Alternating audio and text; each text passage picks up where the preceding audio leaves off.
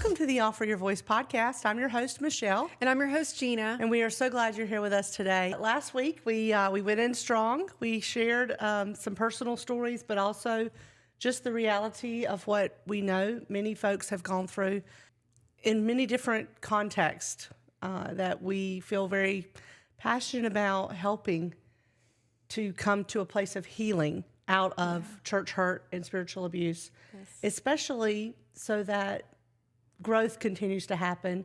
Your relationship with God has continued to be cultivated, and it's not connected to a statistic that takes people out of church. Right. Which, again, revisiting that statistic, 70% of Americans call themselves Christians, and 30 to 35% of them are no longer going to church because of church hurt. And so that is continuing to be our why, because we know, as we've said in the past episodes, that the character of God is not defined by the character of man. Right. And so it is our responsibility as community, as churchgoers, as whatever word you want to put with that we don't put our eyes on man, but we also are able to recognize signs that may require us. It may be our responsibility to either draw attention to it or to remove ourselves from the situation, whatever we're called to do, or both. Absolutely. Right. So I think that it's that, as well as also just to keep our eyes fixed on God, so that we know that He's where our help comes from. We know that He's our truth and our comfort, the place that we lean on. So not that it gives man right to manipulate or control or well, basically that's what we're saying. We're saying that those things are wrong. They are wrong. And if you've gone through that, we are very sorry. We are. And we want you to know that we feel your pain. Yeah. Having walked through some of that as well in our own lives and in other contexts, not just this most recent one. I mean, I had a difficult situation as a college student. I've mentioned it a little bit before, but I had very deep relationship with folks kind of on both sides of that issue. But there came a place where you know the things that are right and that are true, and you always want to stand in the side of truth. And it's painful. It's painful. And also you want to trust that the Lord can do what only He can do, which is bring healing, bring restoration to people's hearts that have gone through those difficult moments and those places of hurt, and know that there is hope on the other side of that. And that's the case really of anything that we go through. When we go through grief, when we go through loss, when we go through dark times, difficulties with sickness or financial difficulties or whatever the thing that sort of weighs down on people, to know that we can look to the Lord. Psalm 121 says, lift up your eyes to the hills. Where does your help come from? Your help comes from the Lord, the maker of heaven and earth. And that gives us that place where we can have our chins lifted again. But also, like David in Psalm 42 said, why are you downcast, O my soul? Like, we have to put our hope in God. Yeah. But there is a reality of your soul being downcast because of very, very difficult things or circumstances that were not right, that happened to you. And that's real. And so we don't want to gloss over that reality. Right. We care deeply about where you are, how you have walked through this difficulty. Yeah, and I think it matters. It does matter. And I think that there is this place too, even within the church, it's kind of the degrees, if you will. And like, oh, well, mine's not as bad as theirs. Yeah. If it exists at all, it's not meant for you. Like that's not what one should have to walk through in the church with trusted people. Yes. And if there is a feeling or a place that you can go to that person and say, hey, this happened and I don't know how that was intended, but this is what I took. Well, if you have the opportunity for that to take place, but also a lot of context, there is a power differential. You're right. And that keeps from the availability of being able to even deal with these things, which would be more of a biblical way to do that. And so I would just say that would be ideal. It's not always the case, sadly. Yeah. So we understand that. We do. We definitely understand that. And I think that, you know, as we've mentioned, I've got my little I know, mini, it's so cute. my little espresso. I love it. It's so cute. It's sweet. But I do think that there's this place where, and we've mentioned it, but gaslighting is such a real thing. And even love bombing, which we haven't mentioned yet. And I didn't even know what that was until there was confusion in a circumstance regarding, you know, my own self. And I didn't understand why I was getting all these mixed emotions. And then I realized, I was being love bombed in public. And Sort then, of as a manipulation tactic. Yeah. Well, really as a control tactic. And because it makes you think, well, they actually do really care about me. Or, They you know, do see me. they see me, Yeah. or whatever the situation might be. Right. And I didn't even understand that.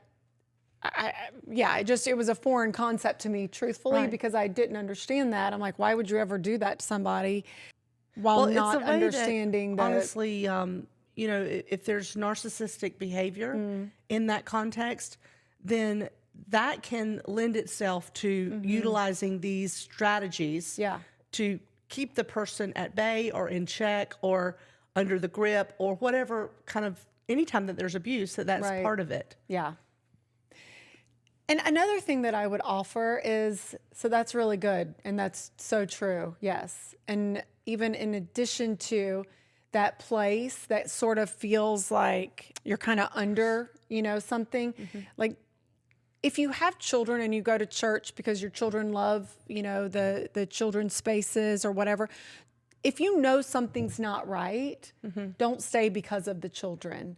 Many people at some do point, that. Things trickle down. Well, they do. And you don't even realize it because there's a spiritual dynamic at play. Yeah. That where there's some gap, some place, some access point for manipulation and control to work and be in that context. Yeah.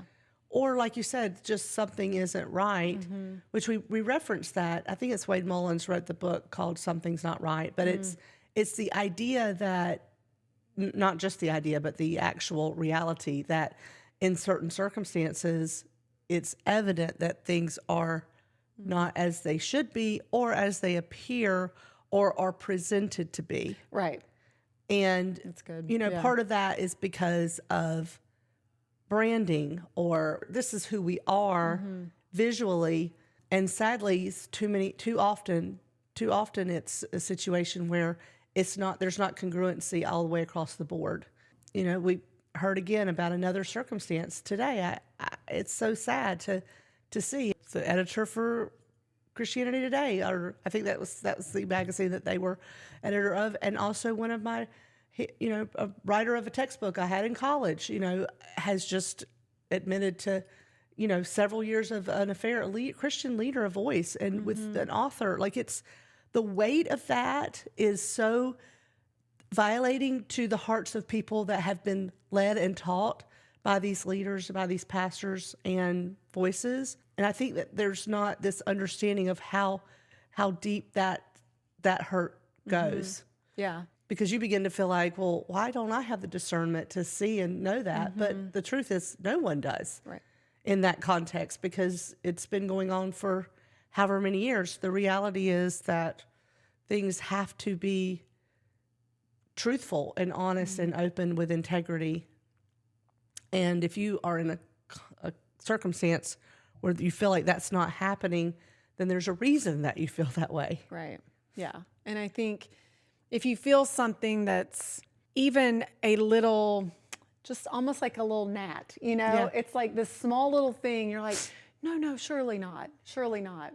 And then you're saying the same thing the next week or the same thing the next week, then it's probably something you need to take a look at and just kind of evaluate. Bring it before him. Bring it before. But also, I would say it's not just a feeling. Yeah. If there are inconsistencies or there's some incongruent messaging that is extra biblical or things that are not exactly New Testament Christianity or actually, walking in the dust of the master, that we actually are following Jesus and how he led as a servant, as one poured out. He poured out his life. If we're not looking to him, the author and perfecter of our faith, and we're looking to a charismatic leader or some circumstance, then that's not going to give us what we need. Right.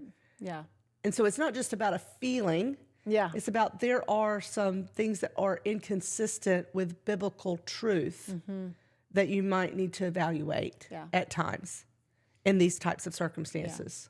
But they can feel small and maybe like, minor. Should I be? Am I just being judgmental? Where should I stand? So I think if there's we don't want to be judgmental. No, of course not. Of course not.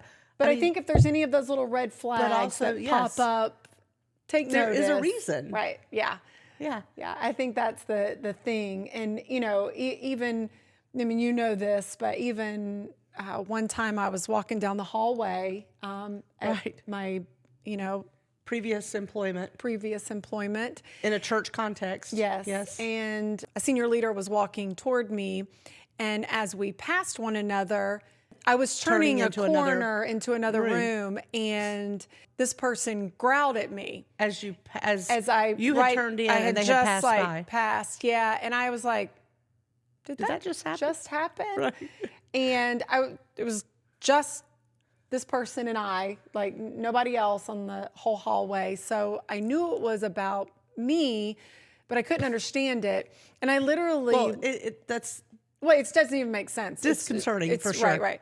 But my point for even bringing it up is I went into that other room and I immediately called Ashley, my husband, because I said to him, by the end of the day, I'm going to gaslight myself that this didn't just happen. So I need you to know now that just happened, so that by the end of the day, I don't tell myself a million other narratives why that couldn't have been true. Right. So, because that's what that does, though. That's what...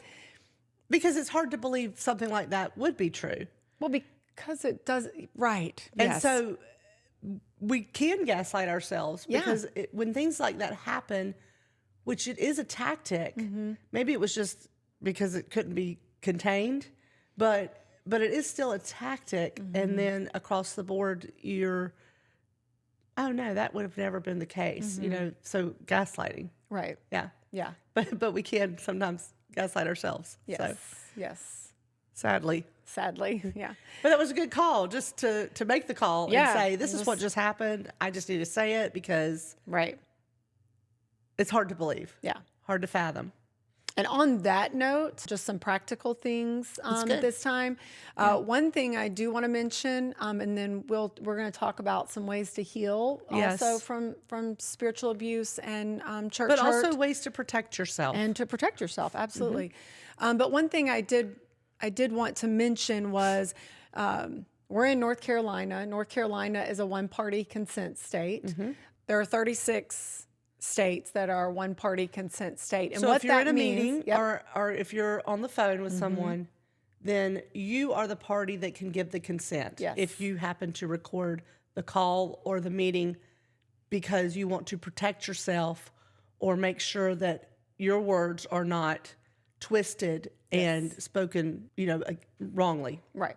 So your words are clear, and that's what needs to be revealed. Yes. Yeah. And I think that's very important. Even if you're going into a meeting with someone that you're not even sure why there's a meeting, or maybe it's just... Well, that's like what happened with you. You were blindsided. Yes. And so it's okay to hit record. The other person does not have to know that. That's right. And even if it's nothingness, you just hit delete when it's over. It's a... Exactly. It's a well, I've mentioned thing. Before the situation at Daystar TV program corporation that veils itself as a church, so they don't have to report anything, but yet they are a TV corporation, a business corporation, and so even that from the beginning, from the inception, is a falsehood. But the son Jonathan, who used to be the vice president, did record conversations because literally no one would have believed him if he had said, this is what happened, this is what was said, this is all of this. And even still, people sometimes don't believe, even it's like their ears are hearing it, but because they've been so don't touch God's anointed, kind of that language or spiritual language that's abusive, that's even not even in biblical context in regard to that particular phrase, but they would have not even ever been able to confront that situation if he had not recorded some of those conversations. And it is unbelievable, some of the things Oh, that he unbelievable. recorded. Yeah. Yes. Really quite sad, honestly, that, you know. Very brave of he and his wife to bring those things forward. Yeah. Yeah. With good reason, obviously, when you hear the recordings. But that's just Getting you free from a spiritually abusive context. Absolutely. Yes. And I think that that's just one of the things, though, that gives people back their power, if you Absolutely. will. Their voice. Yeah, their voice. Their own voice. Yes. Where they are able to say, this is my story. And you don't want to believe me? Here you go. Here I'm it gonna is. play it for you. Here it is. This is what I have to show for it. So so that's just a tangible thing for people to be able to know and to do in any concept, really, whether it's just the a church protection or just for it's yourself. a protection. Yeah. And what were you saying about the states? 36 states? 36 states are a one-party consent state. So hey, if you're in, Be aware of that. yeah. This episode of the Offer Your Voice podcast is sponsored by Brown Dog Coffee Company in beautiful downtown Burgaw, where we micro-roast our coffee daily. Come see us at the shop, 103 West Fremont Street, for great coffee and good vibes. Or visit us online at browndogcoffeeco.com. But some ways that we can heal from church hurt, spiritual abuse, and kind of move forward. You're right, Gina. That's so important. Yeah, and the second one would be to seek support and safety. Like That's right. Really, it may be. There are more people out there than you Yes. realize that have gone through these types of things. And it may be even something you need to seek professional help, like a counselor or, somebody we would suggest Christian counselors, but, whatever that looks like, that you need to go and talk and engage process out. Yes. And then, also give yourself compassion during this time. Yes, be kind to yourself. Yeah, be good to yourself because you need it. You Sometimes have been we are hurt. like, why don't I just feel better already? Right. Or, we're not Or get over it already. Giving ourselves grace to walk through the pain and recognize that you can't just get over it already. Right.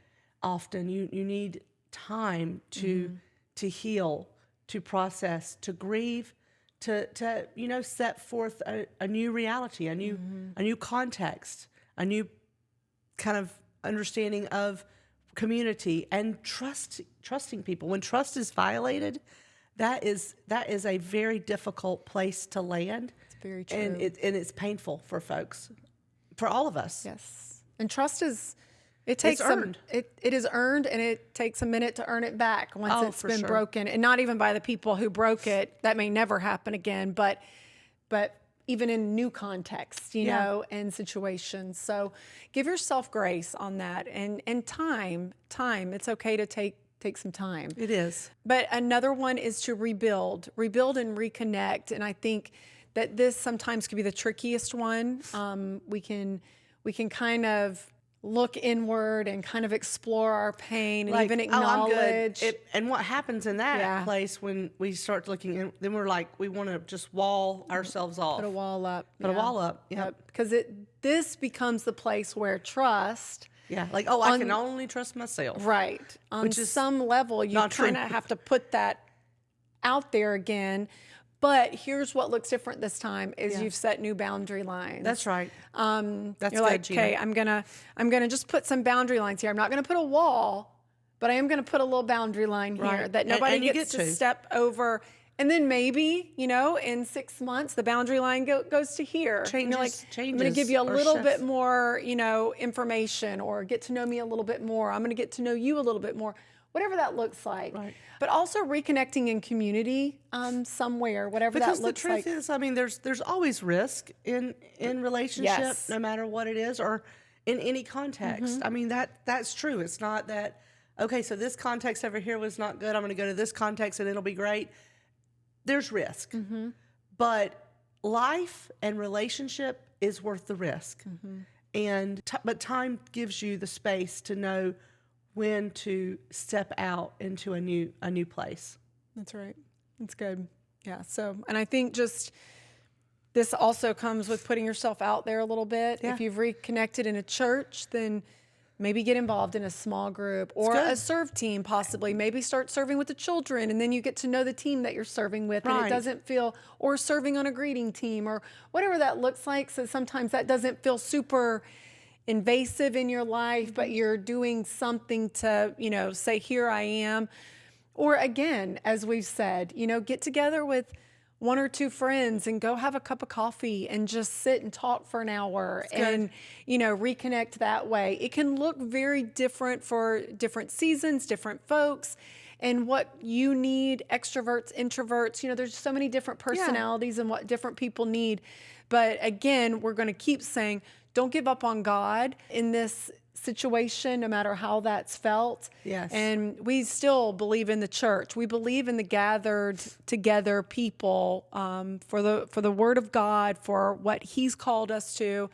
So that is also real in the context of it being the right place. So, but another way is to reclaim.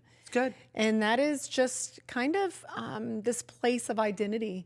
It's reclaiming. It's really good. And it reminds me of what you mentioned in a podcast we shared last week about your story, where you realized that you had kind of gotten sucked under a situation where it was totally not who you are.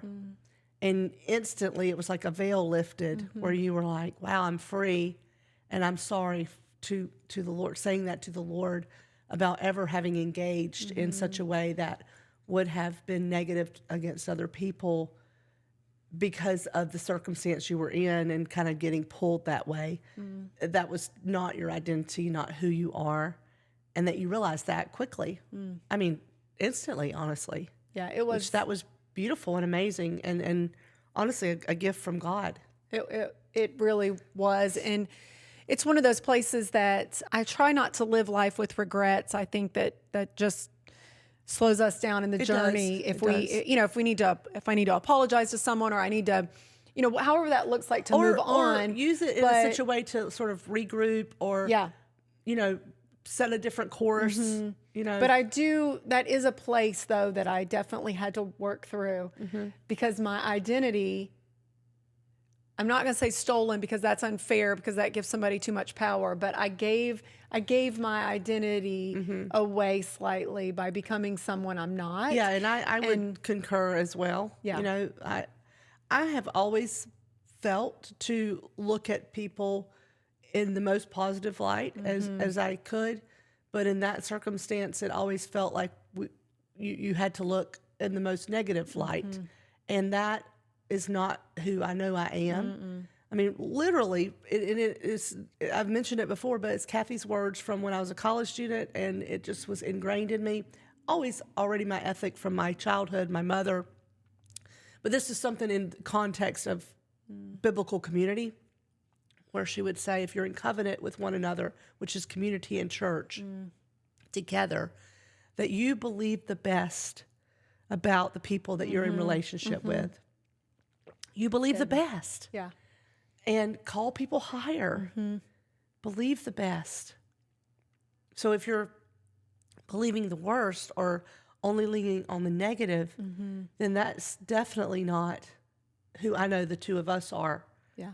And sadly, we at times were pulled that way and gave up to be connected to that. But basically, we had yielded some of our own truth of who we are. And so I think that your step of reclaiming is so vital. Yeah. Yeah.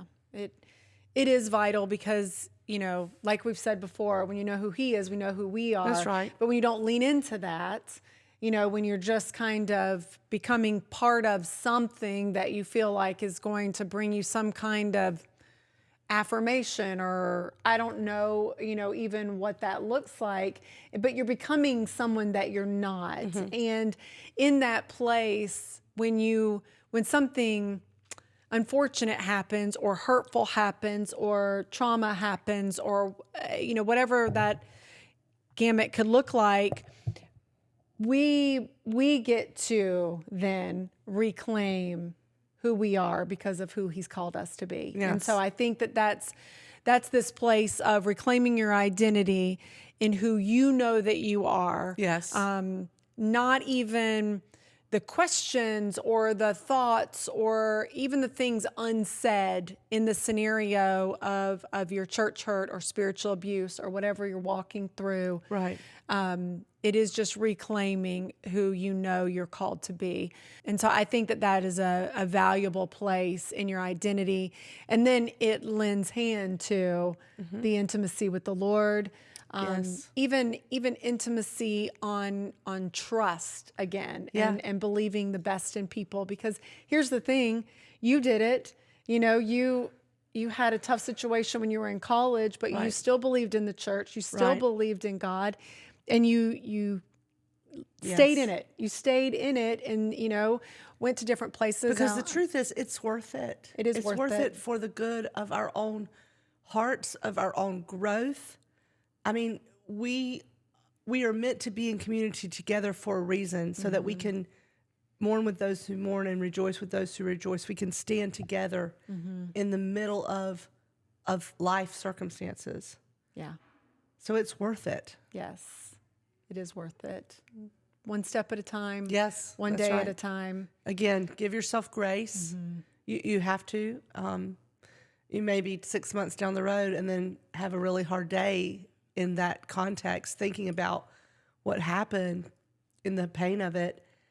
And then, it's hard. You feel like tough on yourself. Don't do that. Don't be tough on yourself. Be kind to yourself and gracious as you would be with others. Yeah. Often we are much more gracious with other folks, people that we love, than we are sometimes with ourselves. So just be gracious to yourself. It's very important. It's good. And to help on the journey of healing. Absolutely. Yeah. So we believe in you. Certainly God believes in you, and we're on the journey together. It's good. And until next time, we'll see you down the road.